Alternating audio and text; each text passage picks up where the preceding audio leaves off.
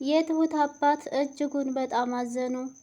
ልጅህን ስጠኝ ብሎ ሽማግሌ ከመላኩ በፊት መጀመሪያ ላይ አማችየው መጥቶ ለእሳቸው ወርቅ ነው ብሎ አርቲፊሻል ሰጥቷቸው ሄዶ ነበረ።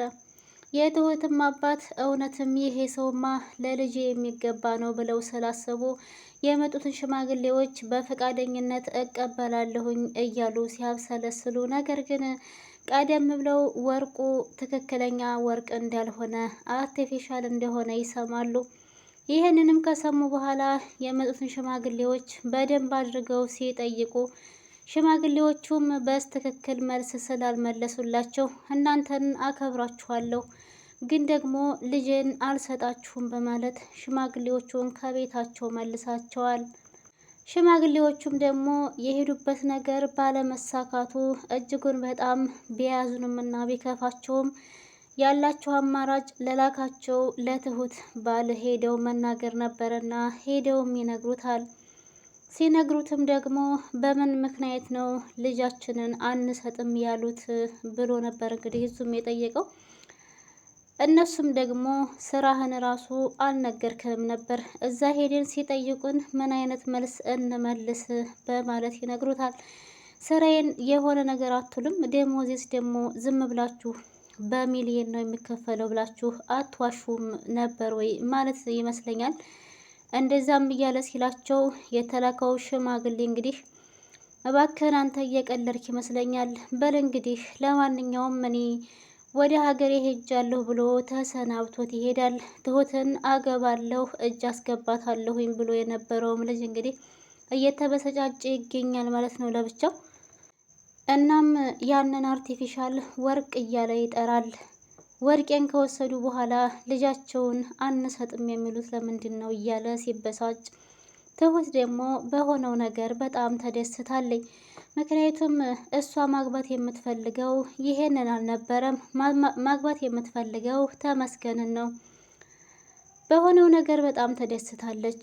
እንኳንም አልተሳካ አባቴ እንኳንም ለዚህ ለልጅ አልሰጠኝ እያለች እጅጉን በጣም ደስ ብሏታል።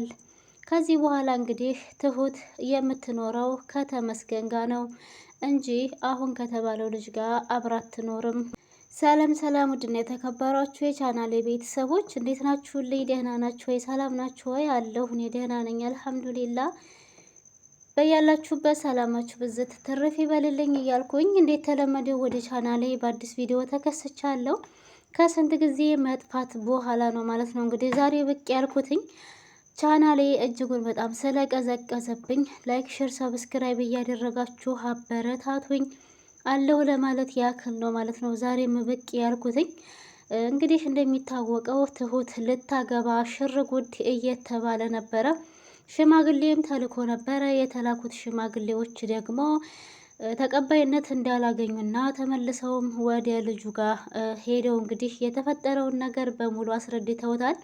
እሱም ደግሞ ያሰበው ነገር ስላልተሳካለት እጅጉን በጣም ተናዶ ነው የሚገኘው። ትሁት ደግሞ በሆነው ነገር ተደስታለች፣ ስለማትፈልግ ማለት ነው።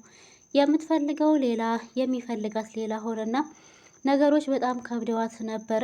እንዲሁም ደግሞ ምን ይፈጠር ይሆን እያለች በጣም እያሰበች ነበር። ነገር ግን ምንም የተፈጠረ ነገር የለም። አባቷም ደግሞ ይህንን ውሸታም አማች እኔማ አልቀበልም ልጅንም ለዚህ አልሰጥም ብሎ በማሰብ ከልክሏል ማለት ነው። እንግዲህ በስተመጨረሻ ደግሞ ትሁትና ተመስገን አንድ ላይ ሊሆኑ እንደሆነ ነው ማለት ነው እየተሰማ እና እየታየ ያለው። ሁላችንም ደግሞ በጉጉት የምንጠብቀው የትሁትና የተመስገን አንድ ላይ አብሮ የመኖር ስለሆነ በጣም ብዙ ነገር ስለለፋ ማለት ነው ተመስገን ትሁትን የግሉ ለማድረግ ብዙ ውጣ ወረዶችን እንዳሳለፈ ሁላችሁም ታውቃላችሁ። እናም አሁን ላይ ደግሞ የራሱ ሊያደርጋት ይመስለኛል። ትሁትን ብትሆን ተመስገን ነው እንጂ የምትፈልገው ለዚህኛው ብዙም ያን ያክል ቦታ የላትምና ሁላችንም ደግሞ የምንፈልገው ከተመስገን ጋር አንድ ላይ እንድትሆን ነው። ይሄኛው አጭበርባሪ ስለሆነ ወርቅ ነው ብሎ እንግዲህ አርቲፊሻል ሰጥቷቸው ነበረ አታሎ ትሁትን እንዲሰጡት። በቃ ይሄማ ሀብታም ነው፣ ሀብታም ከሆነ ደግሞ ልጅን በደንብ አድርጎ ያኖርልኛል፣ አንቀባሮ ያኖራታል ብለው እንዲያስቡ ነበረ ማለት ነው።